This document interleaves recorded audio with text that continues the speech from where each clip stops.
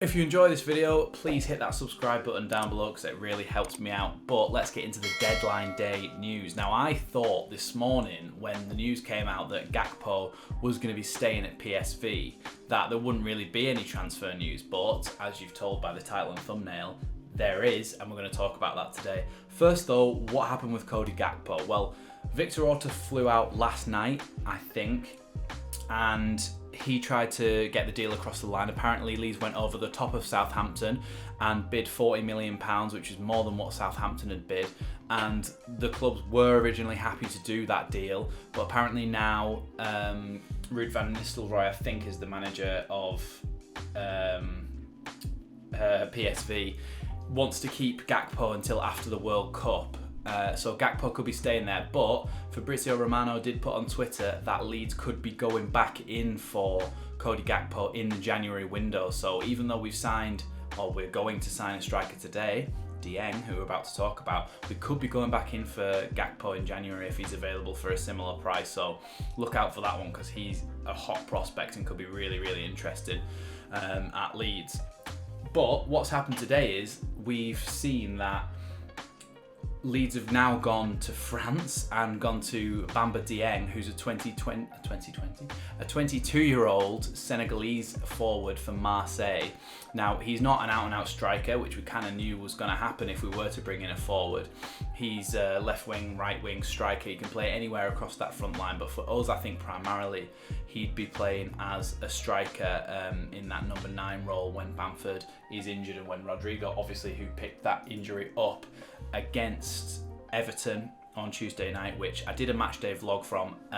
Not many people watched that one, so if you are watching this, go and watch that because the actual limbs when Sinisterra scored his goal were class in that video, and I think you'll really enjoy it. But going back to Bamba Dieng, about £10 million for Bamba Dieng, which for a 22-year-old promising striker, I think is good.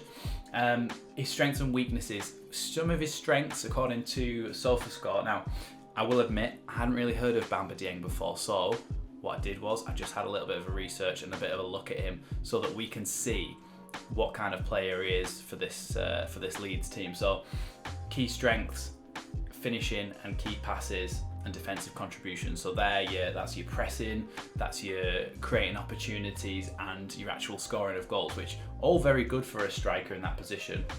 Weaknesses: holding onto the ball. Now, in the midweek fix, we talked about how when Bamford came on at the end of the Everton game, it was so good because he was able to hold the ball up, and when balls were sent long, he was able to bring it down, bring other people into play around him, which is really, really good for Leeds because sometimes we don't have that out ball and we don't have that option, and having somebody who can hold the ball up is really valuable for a team like Leeds because it gives us another option. Bamba Dieng's not that type of player. One of his weaknesses, like I say, is holding onto the ball and passing and crossing. Now, his passing and crossing doesn't need to be brilliant because hopefully he'll be running down the centre all the time and won't have to play those crosses into the box. But he talked about key passes as well, so when he's in that final third, he picks the right pass in that sense.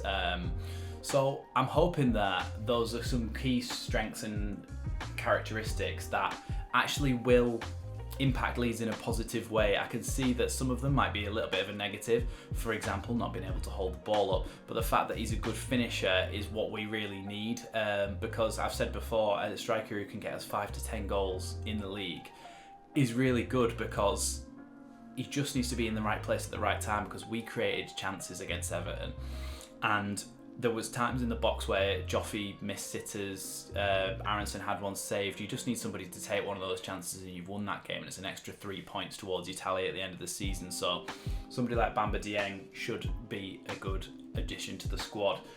He likes to cut inside and play short passes, and he's a counter-attacking threat. So I think that is why Marsh and Leeds and the board have identified him as the player that they want to go for as a backup to Cody Gakpo for pretty much £10 million, so a lot cheaper than what Gakpo would have been. But I don't think he's the long-term solution to Gakpo. I think he's a player that is promising and could be a good player at Leeds for years to come in those attacking midfield roles as well as that forward role.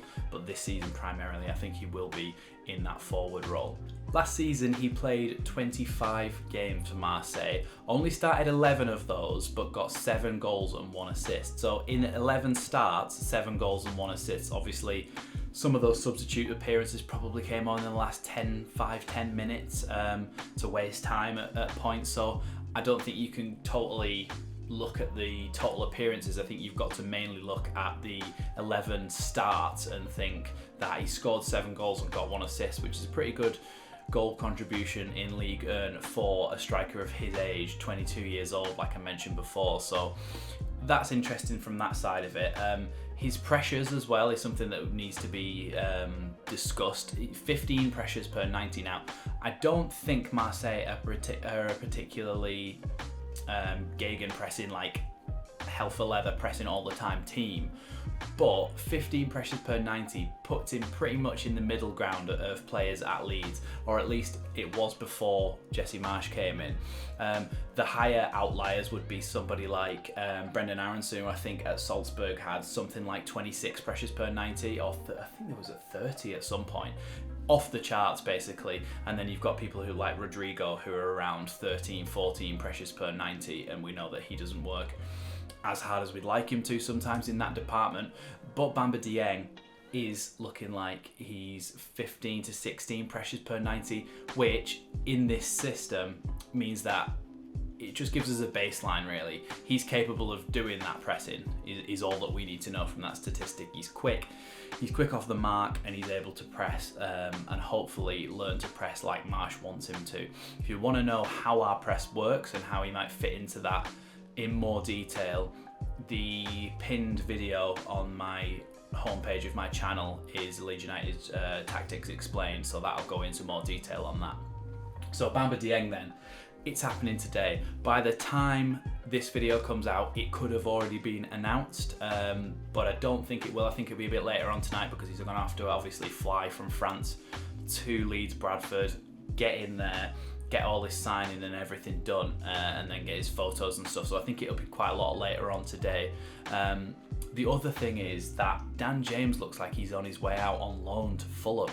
Now, I understand that if we had to sell Dan James to bring another player in, that would make sense, but it looks to me as if we're loaning him. I don't know if there's an option to buy him there because that deal's not confirmed and guaranteed yet, but to me it doesn't make much sense because I think he's an asset to the club.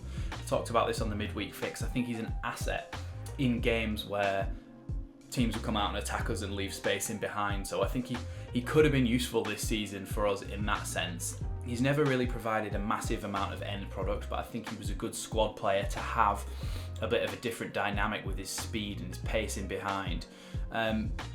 So I think we will miss Dan James. I think if given the choice, if I had to just choose, someone had a gun to my head and said, you need to choose a new striker or keeping Dan James as another wide midfielder, I would take the new striker because that's what our squad needs at this current moment in time. But that doesn't mean I like the way that the club has handled this. I think it almost seems to me as if they pushed him out the door. It was almost like they put 2 options up to the fans and maybe leaked the original stuff about him going to Spurs, because they almost said striker Dan James. You can only have a striker if you get rid of Dan James. And so then all Leeds fans are saying, we'll get rid of Dan James then because we need a striker, which isn't totally fair on Dan James. But like I said, given the option, we're all going to go for that striker because that's what we need at this current point in time. But Dan James has been a good servant to this club. He's run his pan out. It's never been for want of trying. He's always tried his hardest and always worked his ass off for this team. So I'll be sad to see him go because I think he's a good person to have around the club. I think he has had his moments of being really good. He's scored goals. He scored an okay amount of goals for us. He maybe could have scored more because he did miss some sitters, but I think the way that we've sort of pushed him out the door and to go on loan to Fulham, I can't really see the logic in this one because you're not getting that money in instantly to be able to pay for it.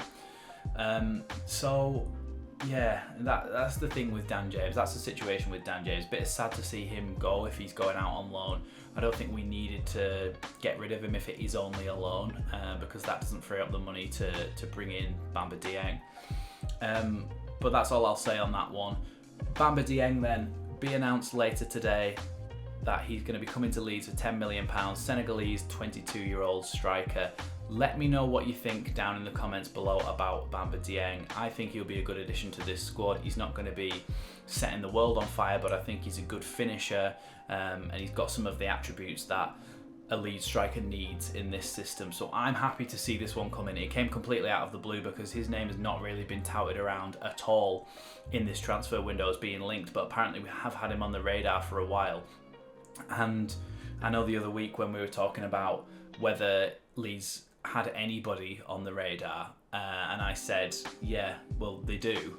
They obviously do, because they have that list of players, and Hwang was on there. Obviously, Leeds bid for him. I'd honestly rather have this Bamba Dieng than Hwang, but Hwang was on the list, and when he was too expensive, we said no. The option maybe came up for Gakpo again. We then went and had a look at him, and then obviously the fallback was Bamba Dieng. And I think it's good that they've not just said, we couldn't get Gakpo, so we're not getting anyone. I think it's good that they've still done something, because at least we can have him and say, right, we've got an extra striker in there for when our strikers are injured. We've got somebody who can just play there as an out-and-out number 9. So that's really important. I think that's a big step forward. And I think it's something that they've learned from past seasons, especially last season when they didn't make any signings. Sometimes if you can't get your ideal play, you do need to go to your second choice or your third choice.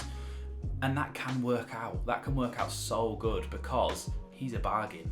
£10 million, he's a bit of a bargain, especially in Premier League money. £30 million for Bamba Dieng, Rasmus Christensen and Mark Rocket is looking like some of the best bits of business. I know Rasmus had a bit of a shaky start, but for a Premier League right back, £10 million, you can't sniff at that. So yeah, I think it's really important that we bring this guy in, and it's a real step forward in the right direction from the board's point of view, and it shows to me that they've learned from the mistakes of last season. I'd like to see a left back come in as well, but I don't think that's going to happen. If it does, then I will make a video in the coming days about that, because obviously I'm not going to make another one in the same day today. Join me live on Saturday for the live watch along of Brentford versus Leeds at the Brentford Community Stadium, where I'm hoping we go and get 3 points. Thanks for watching this one, and I'll see you next time on Leeds Lately.